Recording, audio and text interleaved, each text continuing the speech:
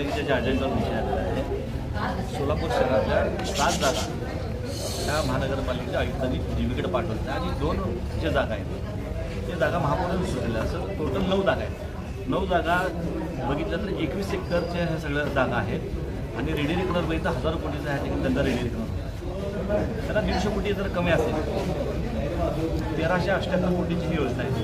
तुम्ही 10% मेंटेनन्स दिला 1400 कोटीचे 10 कोटी मेंटेनन्समधला 40 कोटी तुमचे तिथं कम होतात. तुम्ही स्वर योजनेचा त्या ठिकाणी 90 कोटी त्याला पकडल्यात. ते 2 तरी तुम्ही वगळल्यात तरी मी तुमचे 150 कोटी कवर होतात.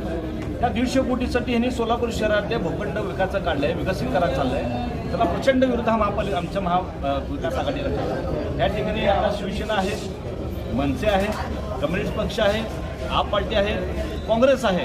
आम्ही सर्वजण मिळून ह्या ठिकाणी ह्या BOTच्या कामाला ह्या ठिकाणी आम्ही विरोध करतो. आम्ही विकास कामाला शहरातल्या पाईपलाईनला विरोध करत नाही. ते ह्या ठिकाणी निवडून येत असताना भारतीय जनता पार्टीने सांगितलं होतं की राज्यात आमची सत्ता आहे, देशात आमची सत्ता आहे आणि तुम्ही आम्हाला निवडून द्या. तर शहरातल्या लोकांनी भरभरून त्यांना यश दिलं. तुमच्या जवळजवळ 84 नगरसेवक आहेत, फक्त 9 पकडलं तर 93 नगरसेवक तुमच्यात एवढं शहरानं दिलं आहे. तर मग राज्यात सत्ता आहे, देशात सत्ता आहे, तुम्ही त्यांच्याकडनं 150 कोटी निधी आणा ना जर कम पडले असेल तर.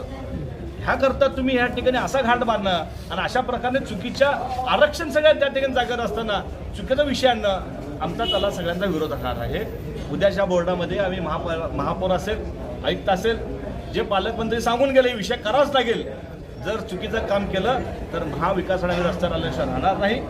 एवढंच नाही तर आम्ही कोर्टात देखील जाऊ आणि सोलापूर शहरातले गार्डन असतील, शाळा असतील, बगीचा असेल वाचवण्याचा या ठिकाणी आम्ही प्रयत्न करू आहे. हे चुकीचा विषय आणल्यात, त्यांना कळत नसेल, समजत नसेल. तुम्ही सगळं बघा, सगळे विषय अजेंडावरचे सगळ्या विषय या ठिकाणी आरक्षित जागेचे आहेत. एकतर तुम्ही आरक्षण बदलायला पाठवलं पाहिजे होतं. राज्यामध्ये तुमची सरकार आहे, तुम्ही विषय आणतानाच व्यवस्थित आणायला पाहिजे. अतिशय चुकीचा. मला भारतीय जनता पार्टीला माझा सवाल आहे. भारतीय जनता पार्टीच्या अध्यक्षा ज्या आहेत आमच्या महिला भगिनी, त्यांचा अजेंडा त्यांनी 20-25 महानगरपालिकेत त्यांनी महागा असे विषय आले तर जास्त ते सांगायचे की भूखंड श्रीखंड. मग आता तुम्ही सभा करत आहे, भारतीय जनता पार्टीचा अजेंडा आहे का भूखंड श्रीखंड? तर मग तुम्ही काय करता? तुम्ही त्यास आम्हाला ज्ञान देत होता.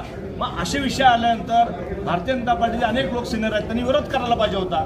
ही आमची अपेक्षा आहे.